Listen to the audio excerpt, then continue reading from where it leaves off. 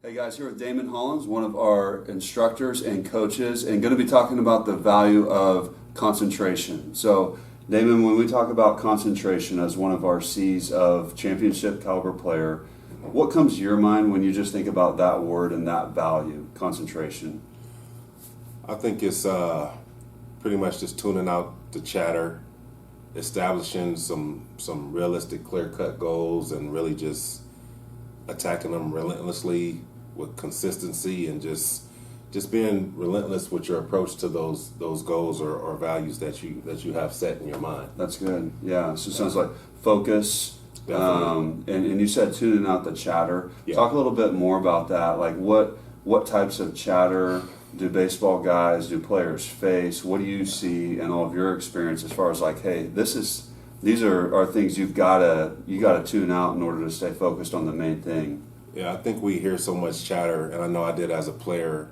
All of our coaches mean well. They wanna give you the information, and it gets so you speed up in there. It gets so cloudy that you start to, you try to listen to everybody, and you try to try things that everybody are asking you to do, and sometimes you may get overwhelmed. So I tell the guys right now, if I say something that can help you, those are the things that you use. If I say something that doesn't make any sense to you, let it go in one ear and out the other one. Yeah. If it has nothing to do with what you're trying to do. So that's what I mean, tuning out the chatter. Just lock into the, you can't focus all day. Right. But those little time periods that come up, during our day where you got to lock in and you got to focus and you got to be able to tune out the chatter and you got to lock into what you're trying to do. That's good. Yeah. Were there things that you did when you were playing, or things that maybe you saw guys do that just, that was a solid example of being able to apply great concentration that really stick out in your mind as good examples? Yeah, I was a guy that,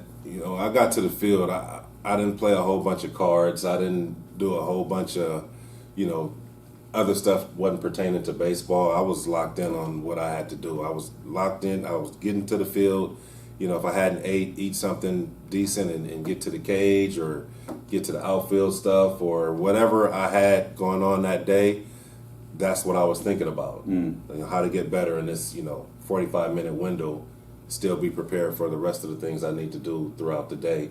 But let's lock in on this early work first, if that's what it is. Yeah. And let's get that out the way. Let's give your all in those situations, and then move on after that. Right. Yeah. I think that's good. And even when you say early work, you're talking about these places beyond the game and beyond the actual 9 innings of play. But you're talking about applying this type of intentionality and focus. Yeah. And stuff that's not even game related, but important drill work or pre-work that takes place even leading up to the game or in practice as well. Definitely. I think you have a multitude of things that may come up throughout the season or throughout, your career. And like I said, let's focus on, what's going to help me at 7 o'clock. Mm-hmm. What's going to help me then when I'm in a battle or a heated battle. Let me get my mindset and let me simulate what's going on or what could be going on in pressure situations or things we deem as pressure situations during the game, and let's work on them right now mentally, so we're okay. We have a battle plan, and when we get in that situation, at least our mental is familiar with how it should feel, and you don't start to race, because once you start to race, I think that's when things get confusing a little bit. Absolutely. Yeah. Are there things that concern you, what you see just either in baseball culture, baseball players, maybe in our guys as well, but things that you see, oh man, I see those habits or those practices or those things getting in the way of healthy concentration that we want to see in our guys? Like, what kind of concerns you, or what are things that you'd love to see guys actually eliminate or maybe just stay away from when it comes to developing that healthy concentration? I just think that there's so many options for our kids out there nowadays, whether it's, something on a computer or a gadget that, this company wants them to try, or something that they heard from somebody that hadn't quite, even played at, a rookie ball type level, but you're getting things and they're asking you to try things. I think that you know, as coaches, we've been through the fire. You know, like I say, here with the Royals, we have guys that they care about you as a person and a player off the field, or a person and a player. So when we're giving you information, you know, we're just trying to really simplify and simplify and simplify, so you can understand, first of all, what it is that we're trying to get you to do. And I think when you have so many different, you know, avenues coming at you, I think, like I said, it can get cloudy a little bit. And you can have a hard time, you know, deciphering through what's good and what's bad. You know, or what information do I need to stick?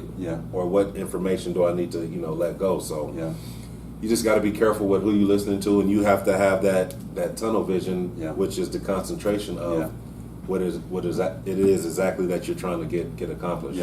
Seems like being clear on, here's what I'm after, here's my mission, here's my objectives, here's what I'm focused on, and even having a game plan going into situations, or even maybe a daily focus, like, hey, here's the thing that I want to accomplish today. Sometimes, I don't know about you, but I want to accomplish 10 things or work on 10 things today.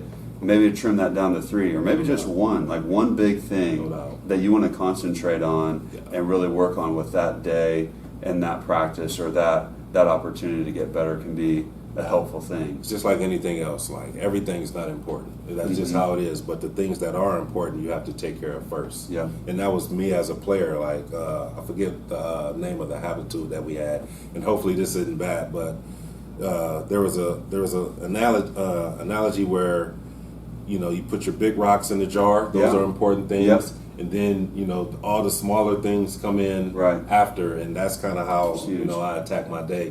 Anything that was important on my plate, that's what I wanted to handle first. I don't want to do all these small things and then have that big thing, you know, still there staring at me. You know, you gotta attack it sooner or later. Big rocks first. I wanted to handle the big rocks first, and then everything else just kind of fell into my lap. That's good. That's good. So part of the effort of these championship caliber players there's on the field application of concentration, but also we talk about off the field, because we want to have championship caliber players, you know, great men and successful professional baseball players as well. If you think about concentration off the field, wife, kiddos, family, just anything, you know, any other spheres of your life where you're responsible for, that you you know, have to do things in. If you think about concentration and how that even translates to areas off the field in your life, are there any examples like that for you, or any areas where, man, here's an off the field example where concentration is really important for me and really helps me as a man and a leader? As a player, like we talked about, there's so many different things that you have going on. You know, it's I feel like it's easier for me now as an adult. You know, like you say, I'm locked into my family. I'm locked into my kids, and, you know, whatever they have going on. It just, but as a player, as long as you have a healthy routine, especially in the off season, because now you have this time that you didn't really have during the season. Now you wake up and, you know, you work out, you know, you do your baseball stuff, but then you pretty much have the full day ahead of you. So I just think just put your career first. You know, that's something that, you know, one of the coaches that I had when I was younger, he would say it every day, you know, before we left the field, or, you know, we're all young, and he would just say, you know, maybe it was a day off the next day, just, you know, whatever you do tonight, just think about your career.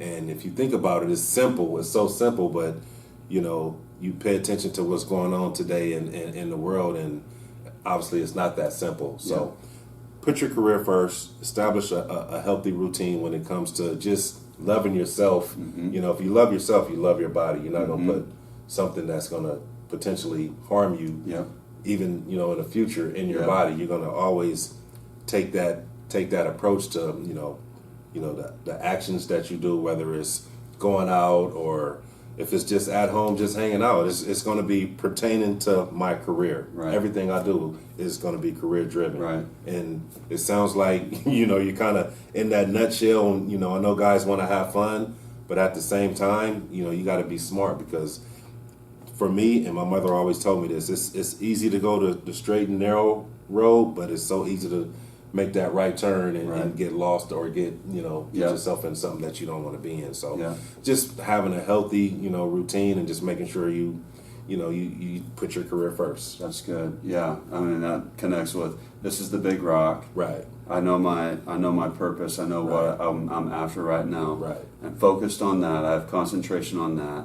And anything that gets in the way or anything that would deter me off of that path, Right. I need to stay away from, leave that behind because it's not Selfishly. helping me Right. get to where I want to be and have that concentration is focused on this is my goal, this is what I'm after. I'm not going to do anything that would hinder that. As an athlete, I mean, a lot comes with that. A lot. I mean, and sometimes you have to, kind of adjust what you have going on. It may be, it may be something healthy like going to a kids hospital or donating, whatever it is. Those are the type of things that's going to help you when you get to that highest of the highest level that you can go to, because those are all things that come with this job. Signing an extra autograph, Right. signing an autograph for 400 people, Yeah. Doing whatever it is, Yeah. Those are healthy things that, keep us all humble and keep us all, wanting that healthiness and wanting more of what we've established for ourselves already. So it just has to be, you have to have that vision of maybe 2-3 years from now, right now plus the 2-3 years, it all has to make sense of what I'm doing every day. That's great, man. Yeah. All right. Concentration. Damon Hollins. Thanks, man. Thanks, Appreciate man. it. Appreciate it.